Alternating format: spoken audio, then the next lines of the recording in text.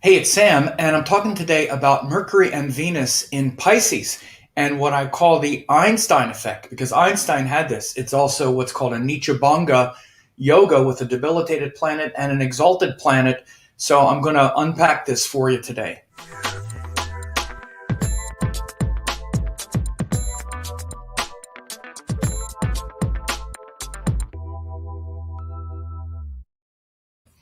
So, as you see here, I have a chart of the current astrological sky as I'm recording this on April 7th.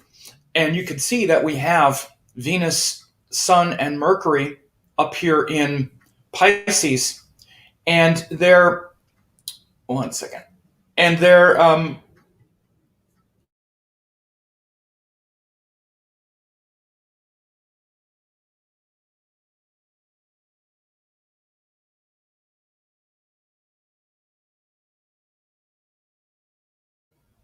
okay, so they're up here in Pisces. And you can see Venus, Mercury, and the Sun up here in Pisces right now. You see, here's a chart. Whoops, not that. I'm going to show you that in a second.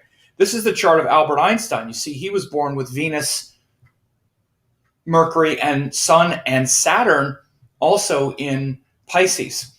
Now, the reason I call this the Einstein effect is because we have this what's called a Neecha Banga here, where you have a debilitated planet, in this case Mercury, is joined an exalted planet, which is Venus.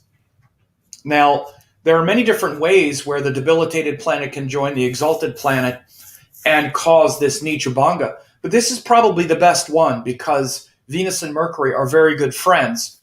Jupiter and Mars also have a very sort of beneficial Neecha Banga because they're also friendly. But I consider this one to be really one of the best.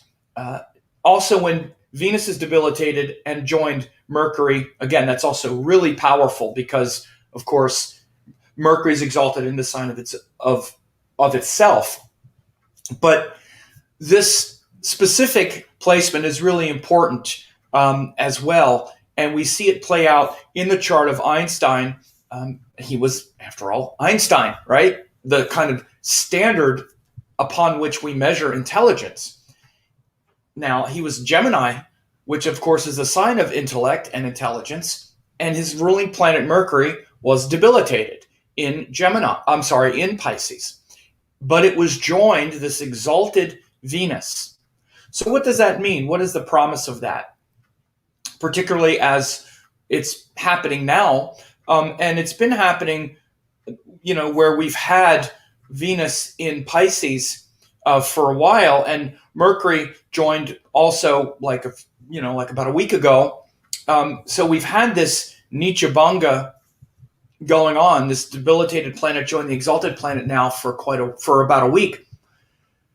And so what happens, and as we see also like evidenced with Einstein, is it takes that quality of Mercury that could be sort of confused and imprecise when it's in Pisces and brings this connection to creativity, to imagination, and elevates it and takes it into this sort of otherworldly kind of Piscean creative dimension.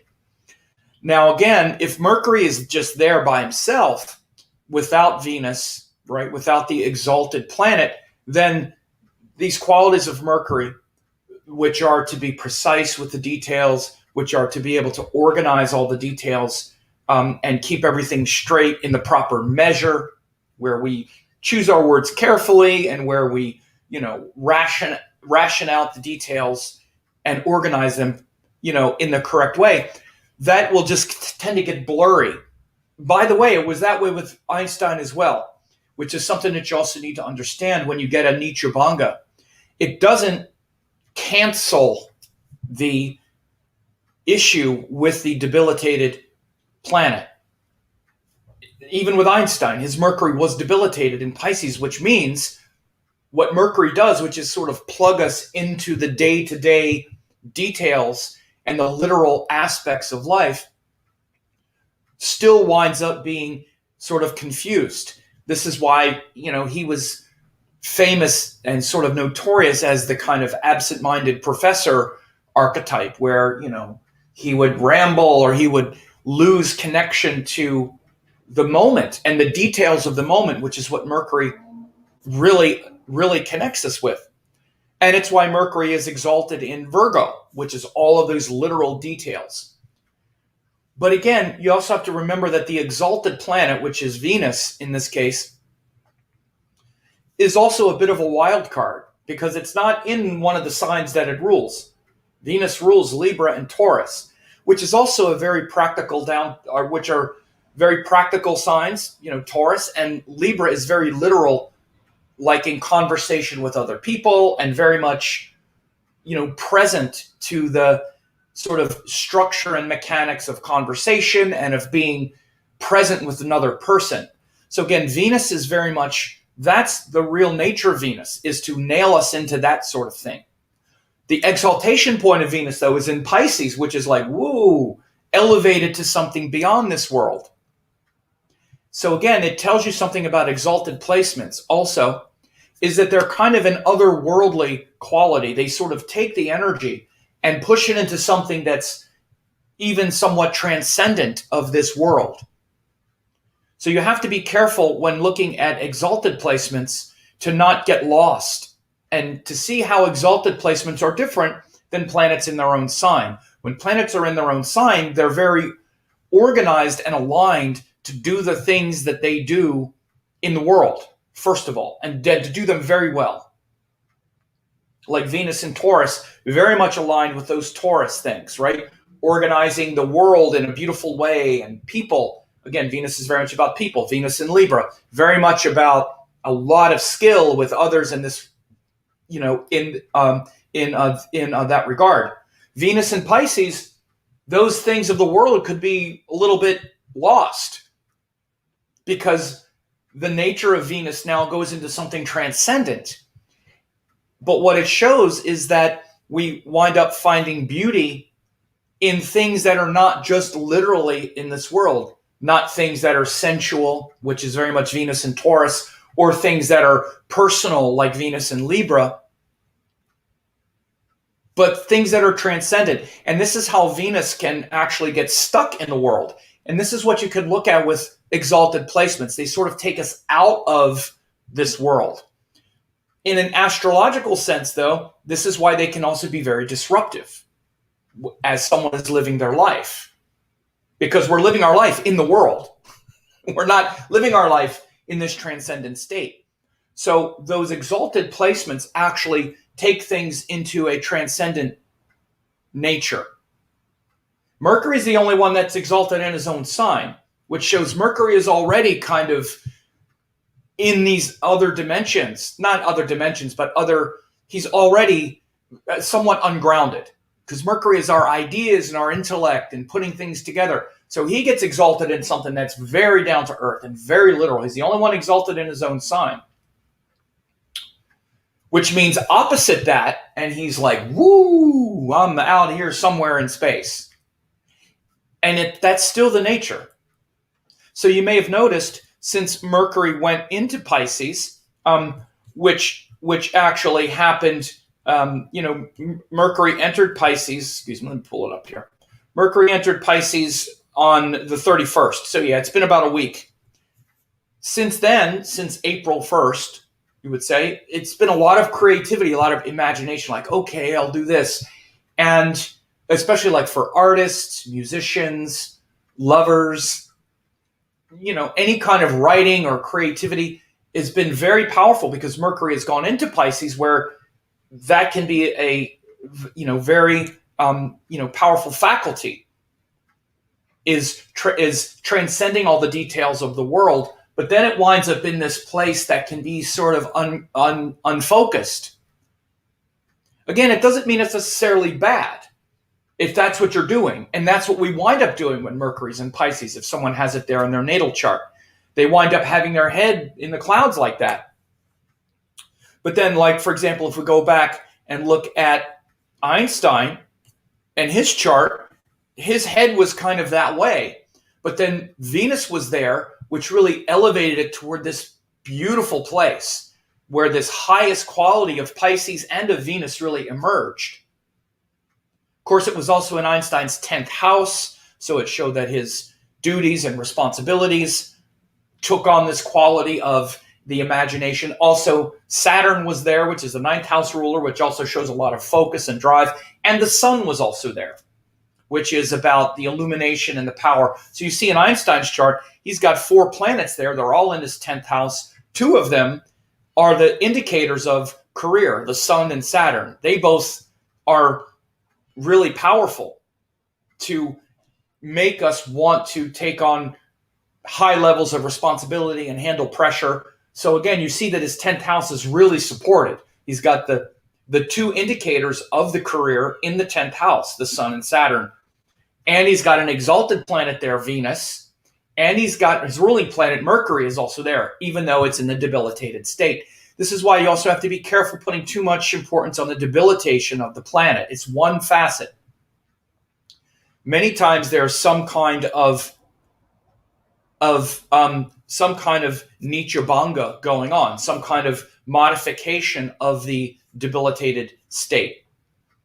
And so, again, we're seeing it now in the sky where there's a lot of, creative imagination, but maybe a little bit ungrounded. Maybe we're not paying so much attention to our words and our language, and we're trying to communicate something and it's getting kind of lost in the ethers. So the real benefit is to align your words and your ideas with something divine and cosmic, and reflect and introspect about whether or not it's serving people, whether it's respectful, whether it's bringing beauty and harmony into the world. Again, which is what Venus is all about. Underneath it all, Einstein said himself that he saw himself much more as being a artist, not as being as being a scientist. And so this is also very important that we're seeing this elevation of this Mercury nature, this communication nature, as something that's creative, that we communicate something that's creative, that's uplifting. And also, with the sun there, we have this, as we see right now, we have this this elevation of, or this focus and this drive, because the sun is also there now, and in Einstein's chart, where there's a lot of energy being put into that. And so a very interesting placement. And this is what we're seeing right now. I did just put in the chat, as you can see, this is one of the big parts of my 2021 forecast that we're seeing right now. March 16th through April 8th was love and romance. That's how I sort of explained it. But the exalted Venus, we're finishing that transit, and we just started the social inspiration and hope transit of Jupiter in Aquarius, as you can see. So if you haven't gotten the 2021 forecast yet, it's free. You can just go to that website. And in fact, it's also 2021vedicastrology.com. You just click register now. You can either watch an instant replay or set up a time to watch it and just register for it. And I talk about all of these different all these different transits. As you see, we just had this Jupiter in Aquarius. It just moved. Huge shift for all of us. That I predicted this last year, that 2021 was going to start with a lot of intensity. Earlier in the year, we had all this Saturn energy piling up and all, but then Jupiter is going to start to move, and we're seeing it in the world now. We're seeing a sense of hope and a sense of purpose and a sense of feeling like we're turning the corner around a lot of difficulties that we've been dealing with. our lives have been, definitely dominated by COVID and the ideas around it, and getting vaccines and getting other things. Spring, especially in the northern hemisphere, now we have spring coming, but even in the rest of the world as well, we have at least a lot of the good news around, especially the COVID vaccines and getting a handle on these things. Even the treatments are much better now. Again, it's still a very difficult thing that we're dealing with. We're still having to deal with lockdowns and with the contentiousness around it and whatnot. None of us should be under any illusions, but Jupiter moving into Aquarius is showing it's not debilitated in Capricorn with Saturn, which is what it's been since January, or since not January, but since like March of last year, off and on, it's been in Capricorn. So again, this is a big shift. It's going to poke its head back into Capricorn later in the year, but for the most part, for the next couple years, for the most part, it's going to be either in Aquarius or then in Pisces. So that's also a big thing that's going on right now. And this is a very big shift. So if you want to, again, if you want to get more insight into these things, and especially the rest of the year that's coming up, as you see, I talk about this actually, these Jupiter transits between Capricorn and Aquarius. That's one of the big things that I'm talking about for each of the 12 signs. This is why, as it says, inspiration for your sign, for each of the 12 signs, I talk about Jupiter's transit for 2021. But again, we also have coming up, we have some excellent Mercury retrograde cycles. We have this one in April where Mercury is going to be in Taurus or Gemini for 3 months. We have another one later in the year where he's going to be in either Virgo or Libra. Again, this refers back to what I was just talking about with Venus and Mercury and their Neecha Banga.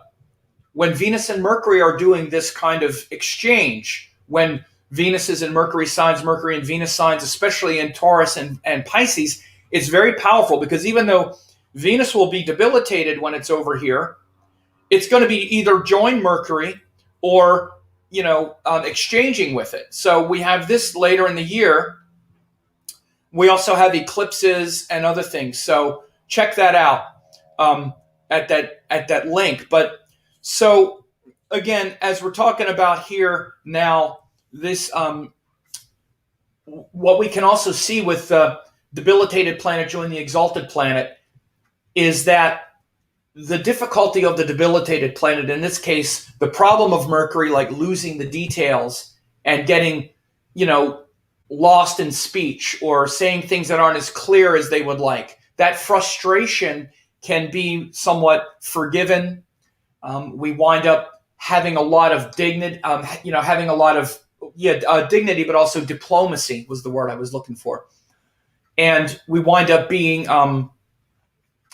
very conscious of the power of our words, and we wind up learning from our mistakes and learning from our, from the poor communication that could come, again, from having Mercury debilitated. We can, in confusing these details, what winds up happening is we wind up misspeaking or intentionally misleading people because we're confused, or we wind up wanting to say things in a way that is maybe softer or harsher. It's hard to tell. But again, we can wind up not being truthful, not realizing it, etc. That could still be a tendency.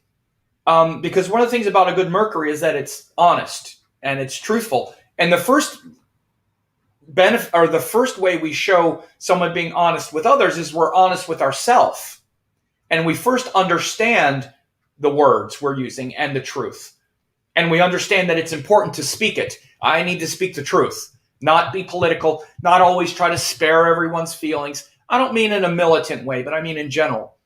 So if Venus is there, we'll notice and be sensitive to the idea that, okay, I need to be truthful here. And even though it might be hard, it's in the best interest of everyone that I'm tuned into the words I'm saying and that I'm not just, in my own world of lost details, right?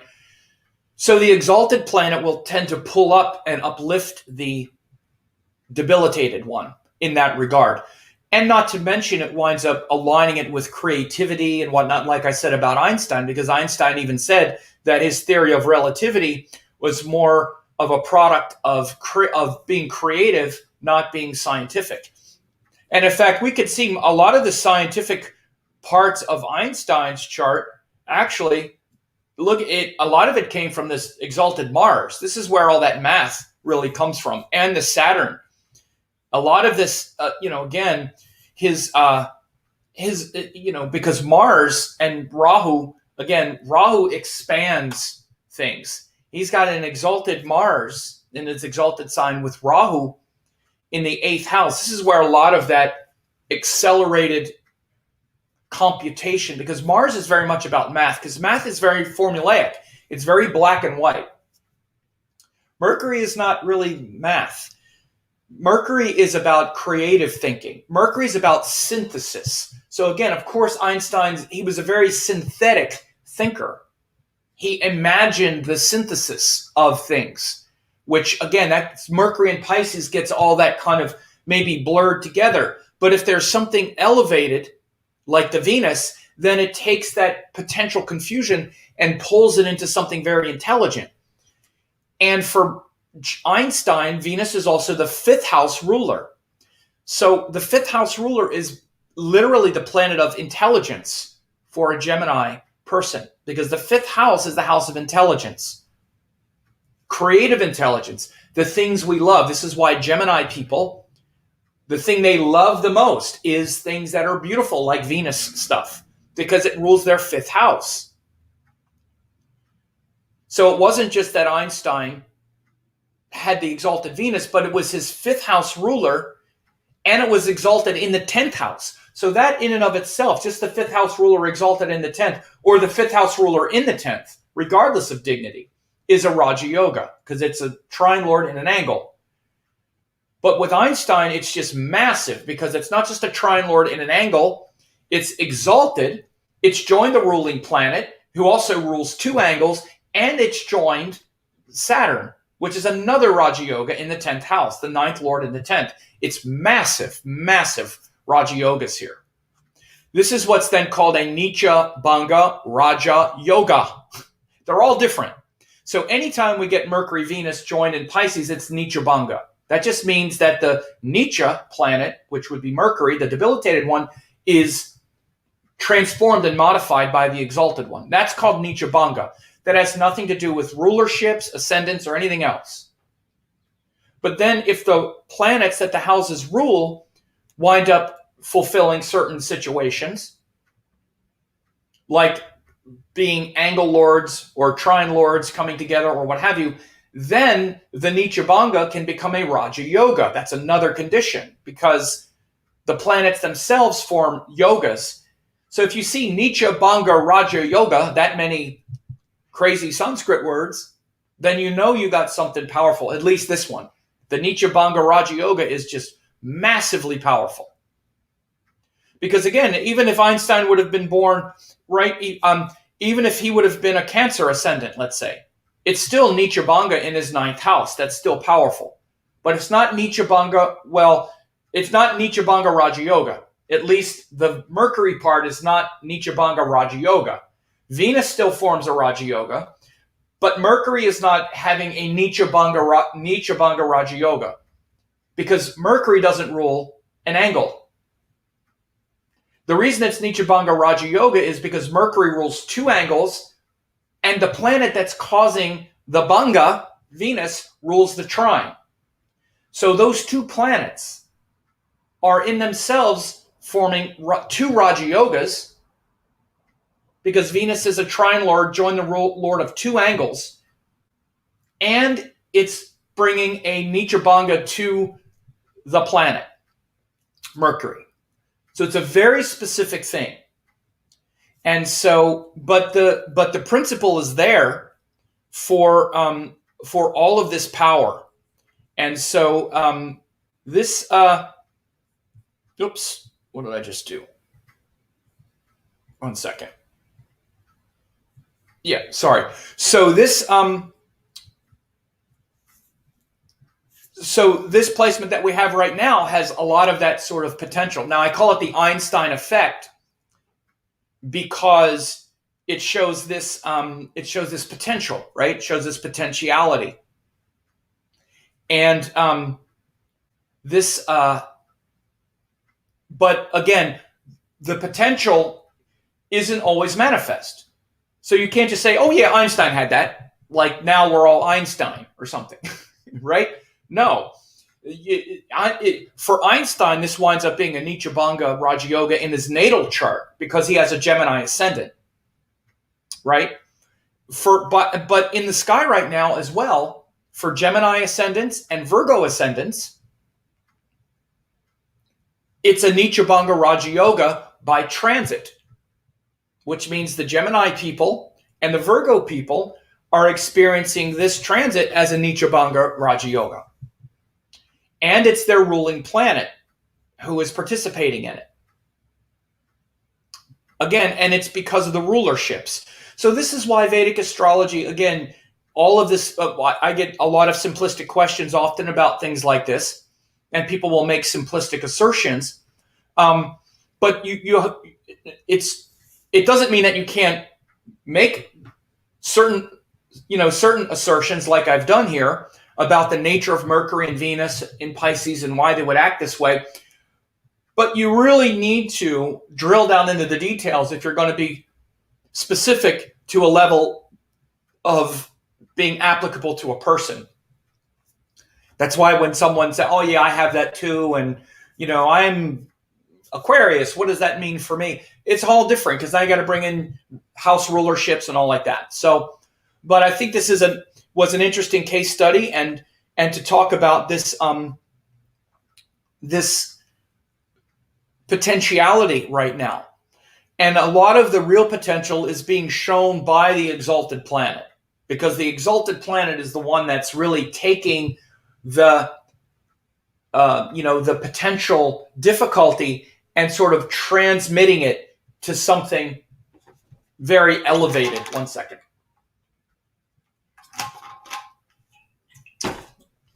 And this is the thing we should really look at, is that the planets are like these transmitters or these like receivers that are showing potentiality. As they move through the sky, it's showing a potential of a moment. As they're set up in our natal chart, it's showing the quality of our nature. And so when we get this exalted planet, this exalted Venus, which is really aligned with cosmic love, with divine love, with the love of nature, of God, of beauty itself, the realization that life is a gift and we should be grateful and devoted. Again, these are all Pisces qualities. We don't always get to feel it. When Venus goes through Pisces, the potential is really there. It doesn't mean we're going to feel it, because Venus in our chart, for example, might have a lot of issues where we're scared to elevate towards something beautiful because beauty has been painful to us, and it's been a time, where our beauty and our love has been used against us. So we're still working through that. Or there's other kinds of things where our Venus has problems, where we don't feel so comfortable with it. However, when we get these moments when Venus is exalted and it's joined a ruler and the sun is there, these are great opportunities to work through those painful situations. Again, if someone has a really powerful Venus in their natal chart, it's much easier for them to be like, oh, blah, blah, blah, blah, blah, blah, right? That shows how a person's innate nature and capacity gets modified by the transits or what have you. They just show that in different moments, there's going to be more of that flowing, and it's going to be flowing in a certain way, in a very specific way. So if Venus is prominent in your chart, it's prominent in mine, it's very close to my ascendant. And as a Gemini person, it's a very auspicious planet for me. And Mercury also, because it's my ruling planet, and it's also close to my ascendant. So for me, I've just been feeling so much about the joy and the beauty of, just feeling that devotion, been feeling very devotional, very, very happy with, just like with nature and people and my home and organizing things. I talked about that, a few days ago. That, and just feeling so happy with those things and very devotional, very grateful, enormous time of gratitude, which is really what Pisces is about. It's what Venus is about. It's actually what Mercury is about, because we recognize all those details and we find the beauty and the joy in them. And that's what Mercury and Venus do. They're the Rajasic planets that make us experience happiness. We feel good. We feel happy. We want to feel good as we're interacting with people, as we're interacting in the world. So a great potential for that right now. Watch your language and watch your words, because Mercury is still debilitated and Venus is going to move on in a few days. So we got a little bit more time here. We have a little bit more time with the with this Venus. Let me just run it here real quick. With Venus in Pisces, it's going to be there until it's moving in. Let me just get it exact here. It's 4 days. Yeah, the 10th on April 9th, 10th. Oh, it's only a couple more days. Yeah, so we're at that very edge. We've got a couple more days of it. Where by April 10th, Venus will be in sidereal Aries. But really feel this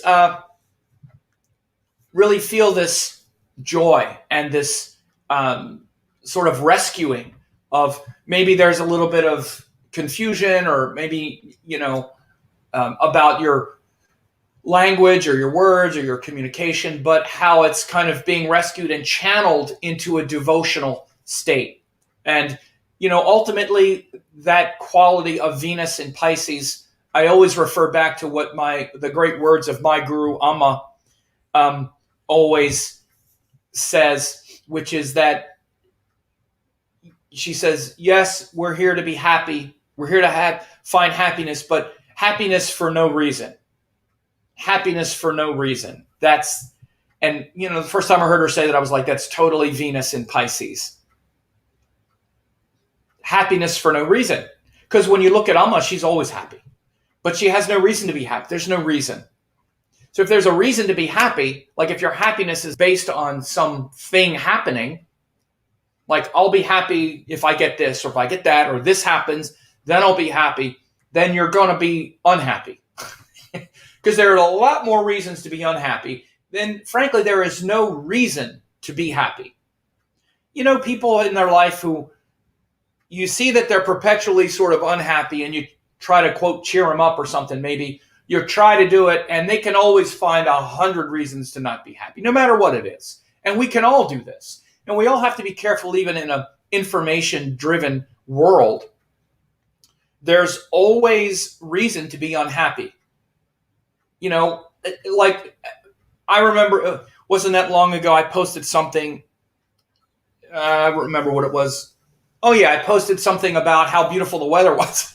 Of all the things, it was a beautiful. I'm so happy where I live. I love that I live in San Diego. The weather is always nice all the time, and I love it. And it's not like I'm not bragging about it, but one day it was. It was in the winter, about a month and a half ago. It was back when Texas. Remember, if you're a U.S. citizen or you heard about it somewhere in the world, Texas went through this freeze and they were out of heat. It's a terrible situation, and nobody likes it. Nobody likes that people are freezing. But I just posted, I just played tennis and it was a beautiful day, and I looked at my weather forecast, and it wasn't thumbing my nose at Texas. It wasn't because I was happy that Texas was cold. It was cold other places. But it was like 70 degrees for like a week in a row. And I was like, yay, I love where I live. And I posted the weather, just a screenshot of it. And I was like, love San Diego. And posted the weather map that you see of like 71. It was like, early February. And like 3 or 4 people were like, bad timing. Oh, not good. Not a good look. And I'm like, what are you talking about? And they're like, hello, Texas. And I'm like, oh, okay, sorry. So because something bad is happening somewhere, I can't be happy where I live. Like, and again, I'm not, it just popped into my mind as an example, but we can always find reasons to like be unhappy. Always. And my guru Amma makes it very clear, happiness is a choice. And it is a choice. It's literally a choice, especially in times like this where we're inundated with news. There's always bad news. There's always so much to feel bad about, negative about, worried about, terrified of. There's no shortage of things to feel unhappy about. But we're still living our life every moment. Every moment is a choice. And it's not I don't advocate a vapid choice like I choose to be happy and bypass everything. Now that's possible. It's definitely possible. But I'm talking about a conscious, not just choice, but realization and a surrendering into the moment. This is why so much of what I've been talking about since Venus went into Pisces. Since Venus went into Pisces, I actually taught a class on surrender, on meditation, on tantric meditation, on how to surrender into the beauty and joy and the dissolve into the cosmos thing. It's been like, I've never taught it before. And I did it because I just felt like, okay, I really need to explain this. How, again, it's not a choice against something. Happiness isn't a choice like, okay, I'm going to be happy, white knuckled willing ourselves to it. Here's the thing. When we just drop everything else, happiness is our nature. Your nature is bliss. Your true nature is bliss. You have to engineer the other thing. The thing that's not happy, the thing that's not blissful, the thing that's not peaceful is the thing that takes work. That's the thing that takes work.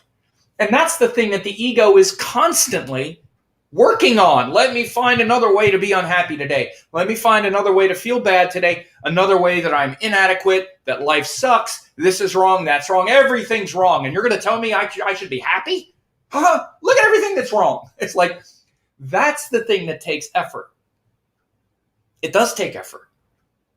If you don't think it takes effort, just stop doing it for a change and see what happens. Learn how to just surrender and to be present, and you'll realize life is ecstatic. Everything is just in perfect flow and harmony all the time, except human beings and their ego. Everything else is meditating and blissful and peaceful and enjoying and in harmony. Very, very Piscean, transcendent. Everything except the mind of human beings. Except the ego of human beings. Everything else is in a transcendent state of sublime bliss. So this is the Piscean, Mercury. This is, the message that's been really radiating for the last few weeks. So anyway, I hope you're enjoying this this time. There's a question, and I'll answer this. Ananda Shakti asked, Venus in Taurus is about happiness for no reason, right? Well, look, Venus is ultimately about happiness for no reason. The ultimate nature of Venus is happiness for no reason. We can easily experience that nature of Venus and her quality to have happiness for no reason in Pisces, because Pisces doesn't have a reason. Virgo has a lot of reasons. This is why the nature of Venus to be happy for no reason is harder to experience in Virgo, because Virgo is actually about creating reasons and Pisces is about having no reason. This is why Venus in Pisces easily aligns with the nature of Venus, aside from an astrology sign, the nature of Venus, which is bliss. And bliss is basically happiness for no reason. Happiness is actually part of the ego expression of Venus. The ego wants happiness, but happiness has conditions. In Taurus, there's conditions. In fact, in Pisces, there's conditions, but the potential is much more easily understood and attained. But Taurus is very much about organizing our world in a way where we can feel content and happy much more easily. This is what happens when the planets are in their own signs. Venus in Libra, we can experience that happiness much more easily when it's in its own sign. But it's still going to generate some skaras and desires until we become enlightened, Venus operating through our ego and through our limited nature is going to be looking for happiness in some area of life.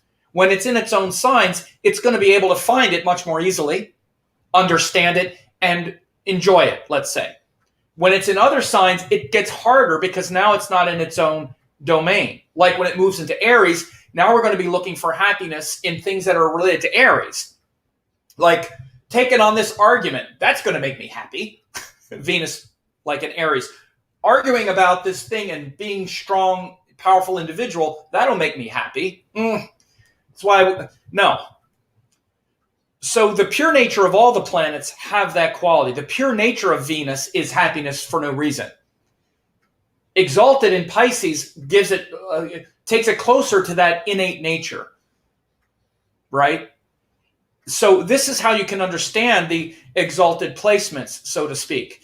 But these are transcendent. They're sort of otherworldly. That's why it's also a real wild card. Because let's say if someone is a Taurus person, that's their nature, that they're a Taurus, and Venus is in Pisces when they were born, all of that Taurus stuff that they're going to want is going to feel unfulfilled because they're going to say, okay, this will make me happy, and it doesn't. It might make us happy in the moment, but it's not bliss. It's not the bliss of the soul, which is what Venus really is. So, again, this is a sort of meta level of the conversation.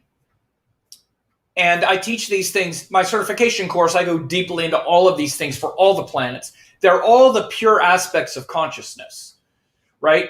And the exalted placements actually get them most, close to their transcendent quality. But they're still operating through our ego, and it just shows that nature is very pure, but we're still not. So it's often pulling us in this direction when the planet is exalted that is disruptive to our worldly life. Exalted placements especially. The one that's the most stable, though, is Mercury, like I said. Mercury is the most stable of all the exalted placements because it's exalted in its own sign. So the issue that you get, like, say, for instance, with Venus exalted in Pisces, and Venus is the most disruptive when it's exalted because it's in signs that are out of alignment with the signs that it rules. For example, like we just said, Venus is exalted in the 6th house from Libra and the 11th house from Taurus. These are incongruent to the places where Venus is ruling. So that's a little more of a subtle conversation, but it's the reason that I brought up the Neecha Banga Yogas, because they don't always line up with the rulerships once you start doing specific astrology and, reading astrology charts with precision. So those, again, what can happen often is those exalted placements, and I will say particularly Venus because it's the most out of alignment. Jupiter is the other one because Jupiter is exalted, especially in the 8th house from Sagittarius. But they can really be quite disruptive to the areas of life that they're trying to fulfill. By the way, the moon also, because the moon is exalted in Taurus in the sign of a natural enemy, or at least a sign that's not, Venus is not necessarily friendly to moon areas of life. So it's a very subtle dance that happens with exaltation placements. I talk about them a lot in my first book on the Ascendant, where I analyze those exalted placements, those exalted points, because they really do, they're very transformative. When planets are exalted in the natal chart, they're much more transformative and can be quite disruptive at times, whereas the planets in their own signs are always pretty consistent and solid and really delivers what it's trying to deliver. All things considered, the planets in their own signs are much more stable. They're not as disruptive, and they're also really intelligent because they're in their own signs. Just like when you're in your own house or something, you can operate very, with a lot of confidence.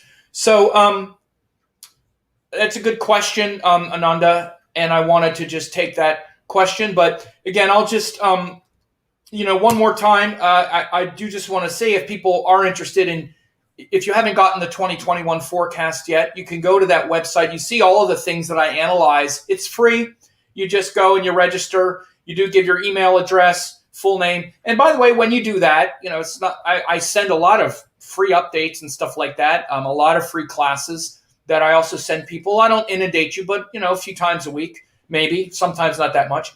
But you can either watch the instant replay now or set up a time to watch it, and that's what you have there. So anyway, I do appreciate that people spend some time with me today.